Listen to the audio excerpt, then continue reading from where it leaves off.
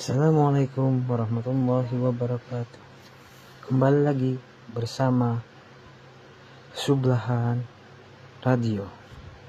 Untuk menambah semangat, jangan lupa di like dan subscribe serta tekan tombol lonceng biar tidak ketinggalan cerita horor di channel ini. Langsung saja ke ceritanya.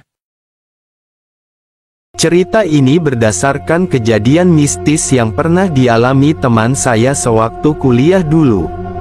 Kejadiannya pada tahun 2011 silam.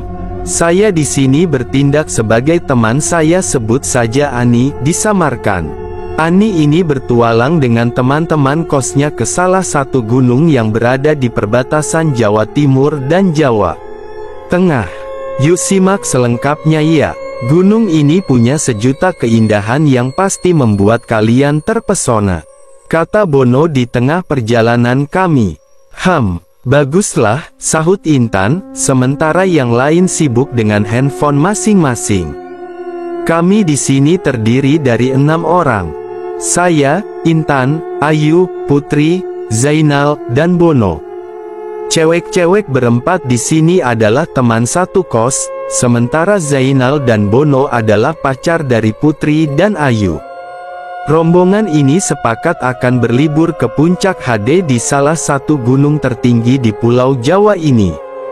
Kita istirahat di sini, sholat terus makan yang banyak biar kuat di perjalanan nanti, perintah Bono setelah rombongan sampai di warung dekat pintu gerbang jalur pendakian.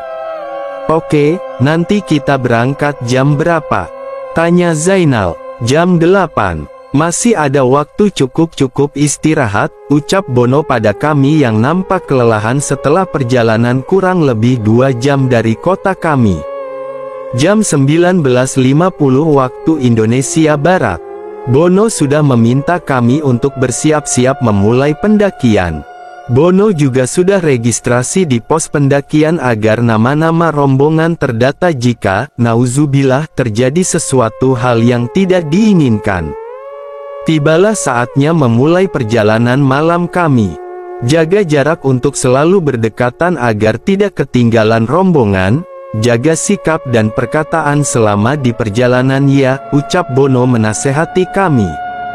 Bono memang cowok baik yang mengayomi. Beruntung sekali Ayu memiliki pacar seperti dia. Dia jualah yang punya ide mengajak kami liburan ke sini karena sudah pernah beberapa kali mendaki dan melihat keindahannya. Alhamdulillah hingga tiba di pos 1 yang jalurnya masih bisa dikatakan landai ini tidak ada hal mistis seperti yang saya khawatirkan. Deretan pohon pinus dan pohon cemara tidak seseram yang dipikirkan. Mungkin saya saja yang terlalu penakut. Kita istirahat di sini sebentar saja, karena jalur ke pos 2 juga masih belum berat, ucap Bono menerangkan. Bon, saya kebelet pipis nih, gimana dong? Tanya Putri.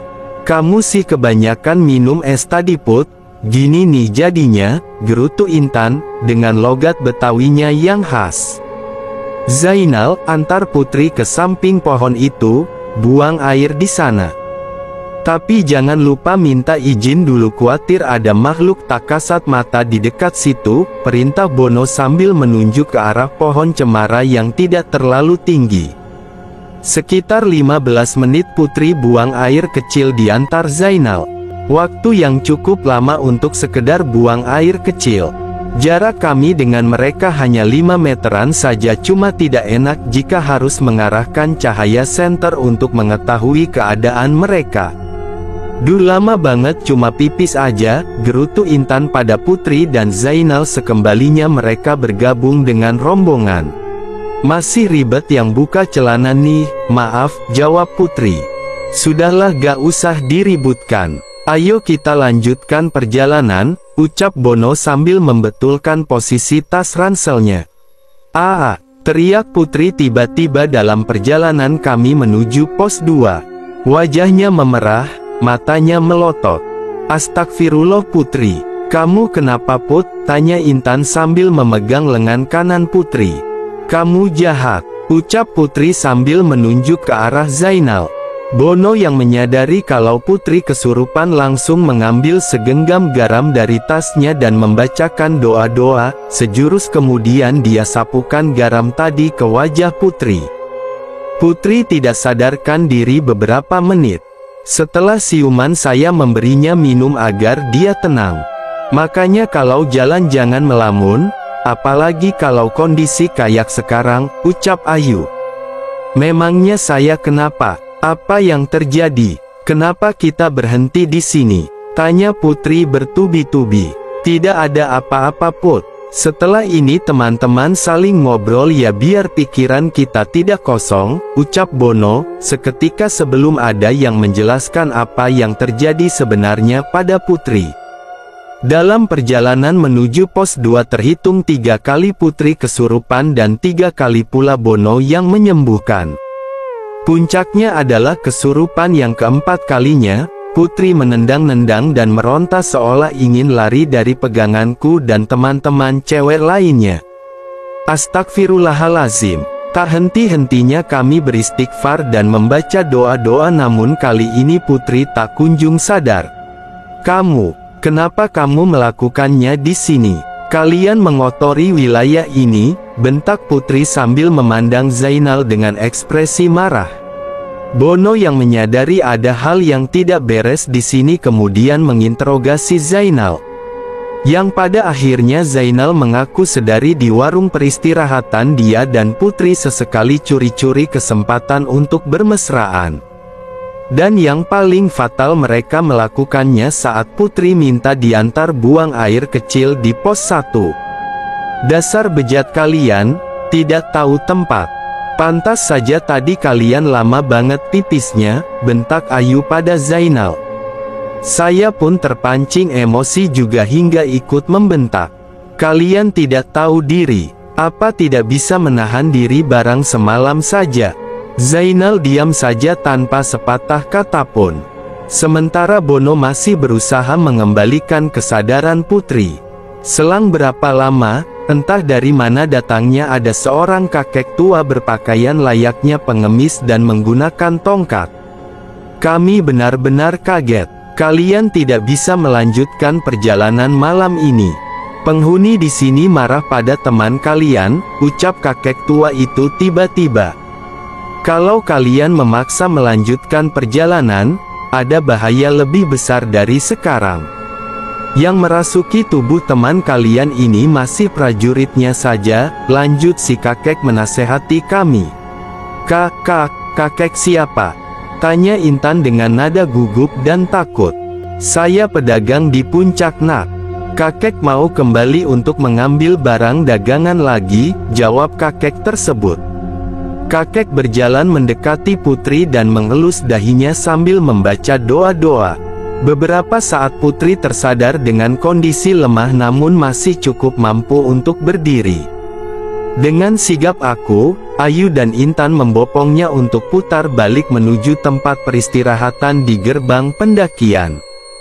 Kenapa kita balik? Tanya putri dengan nada pelan. Kondisimu lebih penting Put, kita tidak bisa melanjutkan perjalanan, ucapku. Ada rasa iba pada putri, karena bagaimanapun dia teman kami. Dia korban di sini, korban kecerobohan Zainal yang seharusnya melindungi malah mencari kesempatan untuk bermesraan. Perjalanan kembali terasa lebih cepat dari perjalanan berangkat tadi. Putri langsung kami istirahatkan di salah satu warung, sementara Bono sibuk menelpon kenalannya untuk menjemput kami dengan mobil.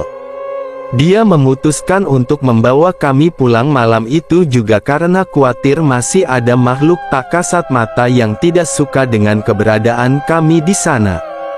Satu hal yang menjadi misteri lagi adalah si kakek yang menasehati dan menyembuhkan putri dari kesurupan terparahnya itu hilang entah kemana. Padahal setelah menyembuhkan putri, dia berpamitan berangkat pulang duluan. Kami yang mengikuti dari belakangnya dengan jarak beberapa meter saja tiba-tiba kehilangan sosok si kakek, mustahil dia lewat jalan lain karena jalur pendakian hanya itu saja. Kalaupun lewat jalur lain pasti cahaya senternya tetap kelihatan. Entahlah, Wallahu a'lam. Akhir cerita. Liburan yang seharusnya dipenuhi dengan foto-foto keindahan puncak gunung yang akan mengisi timeline sosial media malah berakhir dengan kisah misteri karena ulah teman kami.